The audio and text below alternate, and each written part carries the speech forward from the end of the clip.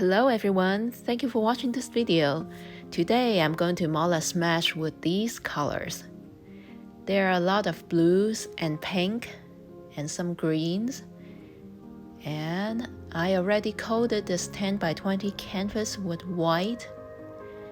And I'm going to divide the paint into 3 cups. The first cup is blue. I'm going to load up all the blues starting with the turquoise and aquamarine and work my way up to the sapphires and phthalo blue and deep sapphire. And I'm also going to put some gold into it. Then I'm going to stir it around, and these are analogous colors, so they won't be muddy no matter how I stir it. And I just want them to be mixed in before I splash. Okay, 1, 2, 3, splash. Oop, part of it got outside of the canvas, but that's okay. So I want to put down the blue first because it's darker, so it will look more like the background. And next, I'm going to load up my green cup. And I put a little bit of aquamarine in it, and then my turquoise green and malachite, grass green, festive green, gold, more gold, in that order, and stir it. Then drizzle or splash.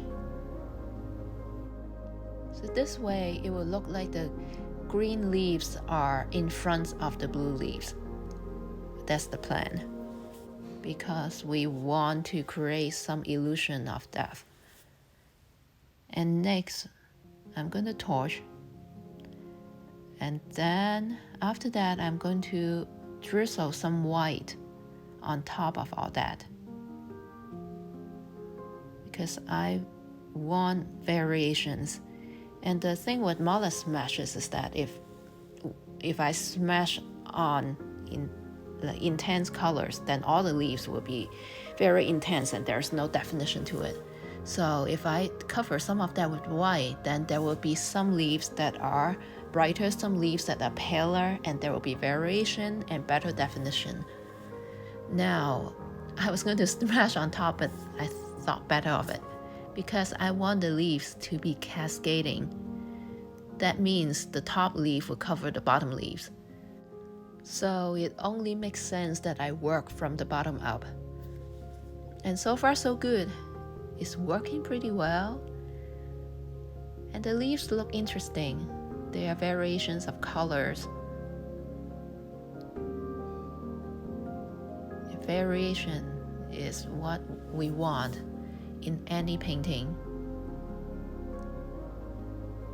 Because my composition is already pretty simple, all I am doing are leaves. So what I can rely on are variations of colors and hues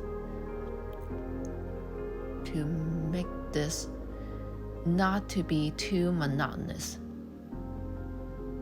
because we don't want monotony. We want our artworks to be interesting. Okay, so I have made a wall of leaves. Looks like a wall of ivies. That looks pretty good. That little bit of blue that was like hanging out, I'm just covering it up with white. And then I already loaded up my pink cup with all my pink colors. So I'm just drizzling a little bit at a spot, and then put some white on it, put some gold on it, and more white. Then I take out my cotton balls and start smashing on it. That's how I make flowers.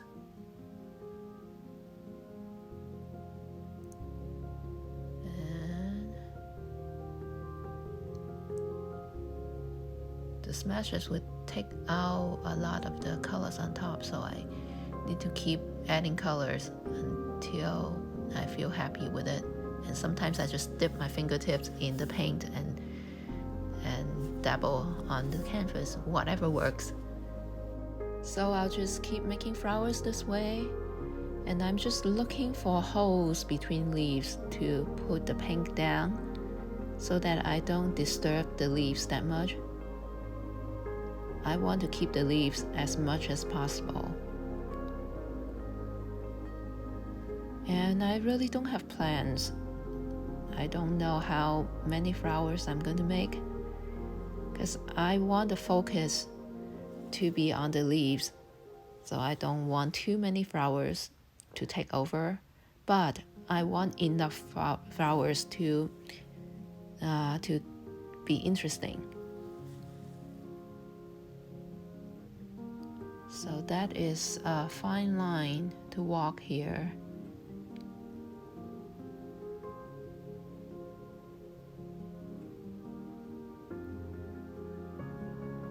And these flowers, even though they are not big, they do take longer to make than one would think.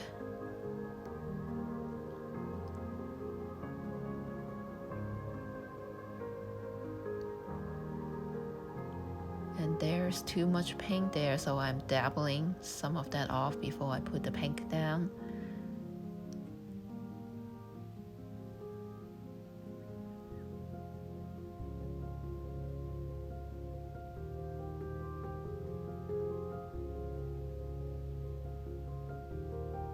This is a big blob of paint, so I am using a balloon, because sometimes in these cases balloon may work better.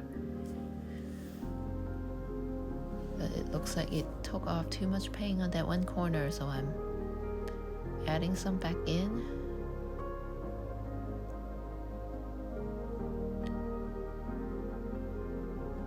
And cotton ball again.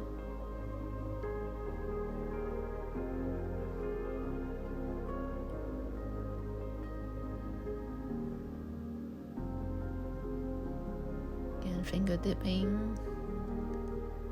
It takes some finesse to get those flowers back in shape.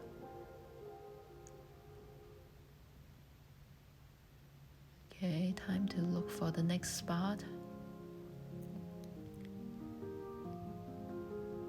I want them to be nicely spaced, but still random looking. I don't want them to look too patterned, because I'm not looking for pattern here.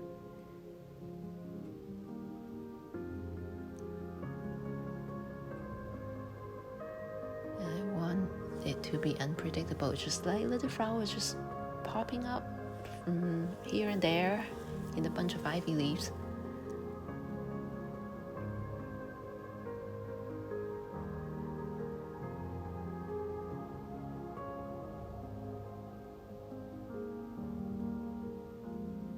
So I'm looking for the next spot.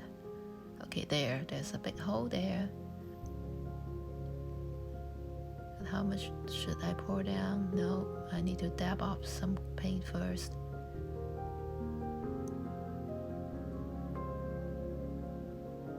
So if you look close enough, I'm digging into the bare canvas there. And then I put the pink, and I'm adding some quinacridone, magenta, some gold, white. I always put white on top, because the white would add highlight and definition to the flowers. If I don't put white down, then the flower petals, they look too solid, and I don't like that.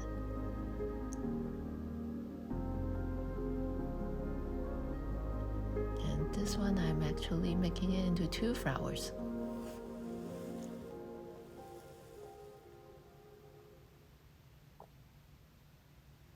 Yeah, sometimes just little things.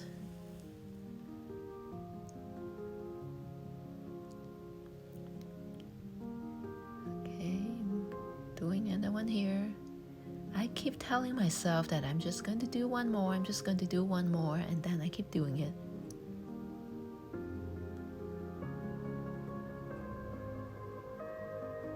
So I look at the whole composition, I want balance. Now I keep thinking that I need a little bit more. And I think what that little bit more is. I need one on top to complete the picture.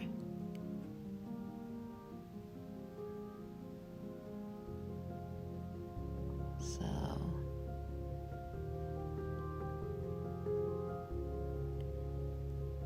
the problem is that there are not that many leaves on top, and if I do the flower there, it's going to pretty much take out those 2 leaves.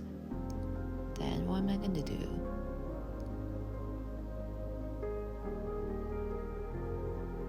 Let's just make the flower first, worry about later.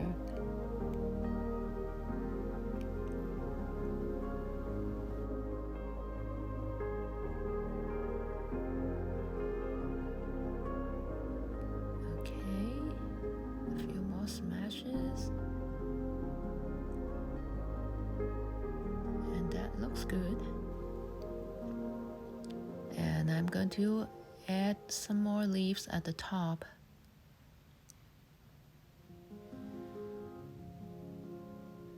There.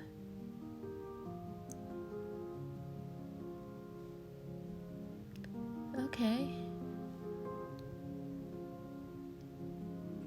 Okay, that looks good. Anything else?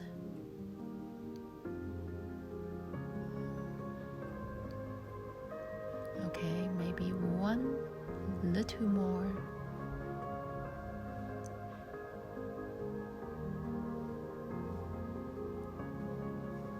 See, at this point, every little change is a major decision, because that can make or break a painting.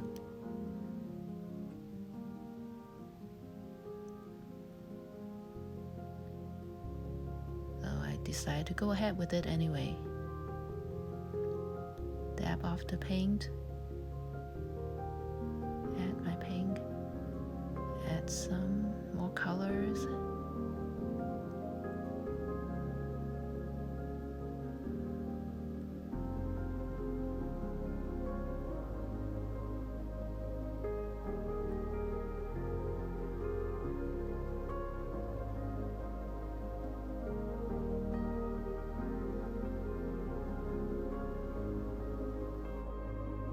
Okay, I am going to fuss over that one a little bit more. But on the whole, I think the painting is done. I don't think I should add any more flowers. Enough is enough.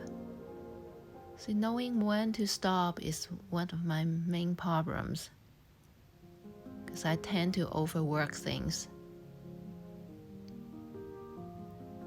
But I think this is enough. So I'm torching it and calling it done. Voila! I am so happy with this painting, and I posted it on Reddit and I got 750 upvotes. I posted on Facebook and I got so many requests for a video for this, so I'm really happy. And look at that. And you know, one thing I found out about Mallet smashes is that it dries very pretty too. A lot of times it looks better dry than wet. So I'll show you the dry result in a moment. And again, this painting is available in my Etsy shop, along with my other Mallet smashes and my other acrylic pour paintings. The link to my shop is in the description box. Please go check it out. And look at this dry result. Isn't that pretty? I'm so happy with it. Well, that is it. Thank you very much for watching this video. If you like this, please share, comment, and subscribe. I appreciate all your help. I cannot tell you how much I appreciate my viewers and subscribers' support and encouragement. They mean so much to me, and I feel so blessed to be in this YouTube community, to be able to share my art with you. So until next time, be safe and take care.